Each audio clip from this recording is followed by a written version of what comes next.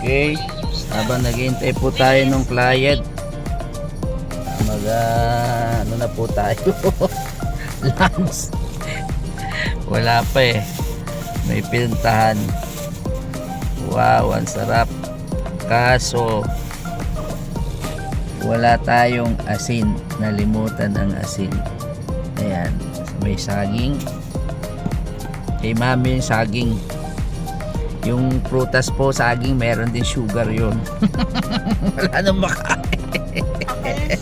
Wala nang makain. So, para po tipid. Tipid tayo. Pero wala ito ng pagkain mo. Oh, low carbs na low carbs. Bil, adi pa. Wawa naman. Okay, yan. Sarap na ito. Thank you, Lord. Bless this food. Amen. Ito, local pipino. Mura na. Masustansya pa. Pampapayat pa. Dapat mo merong Himalayan salt. At sabi ni Dr. Eric Berg, yung pong Himalayan salt, maraming minerals yun. Kaysa po yung mga asin lang na ordinary na mga rock salt. At yung Himalayan salt, maraming minerals, kaya dapat meron po tayo nun. Okay? 11:33. Dahil nainip kami dun sa dedemohan namin dito, kaya nag-lunch muna kami habang naghihintay po. Ayan, 11:33 pa lang. So dapat 12. Baka biglang dumating. So kumain na muna. Eggs. Ayan.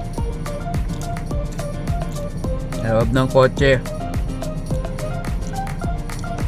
Ayan, mas madami dapat may mga pa tayo. Leafy vegetables. Pwede yung Romanian leaves. O kaya yung lettuce. Ano nga yung lettuce na yan? Yung sanggupsal. Hindi, yung isa curly lettuce ba yun? Basta yung lettuce. Dahan-dahan po mag-adjust yung katawan mo. Kaya merong SIC. Pag nauuhaw ka, nagugutom, ngayon inumin mo. Siyempre itong egg, maraming protein na ito. Good fat oil. Harap. Walang asin pero maharap. Mainit ngayon eh, kaya parang namumula ako. Ayan. Okay, so tatapusin ko lang po to. Babalikan ko kayo mamaya kasi wala na tayong kakainin. Lunch time lang, isang beses lang. Kayong sumasabay po, one time lang ang pagkain natin. Si mami po kumakain niya kahit ng Mami, ang lunch. So ang kanyang window hour of eating 12 to 5.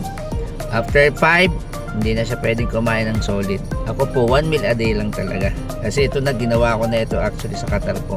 So samahan niyo po ako. Pwede rin kayong po, bulalo. Yan, maraming gulay para masarap, may lasa. Yan, okay. So babalikan ko po kayo mamaya at kung anong nararamdaman ng nagwa 1 meal a day. Actually kanina gutom na gutom ako eh, pero uminom ako ng SIC, yung SIC na nasa tubig.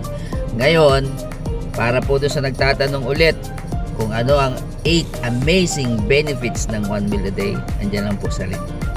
At lagi nyo pong isama ang SIC with STC30. See you later!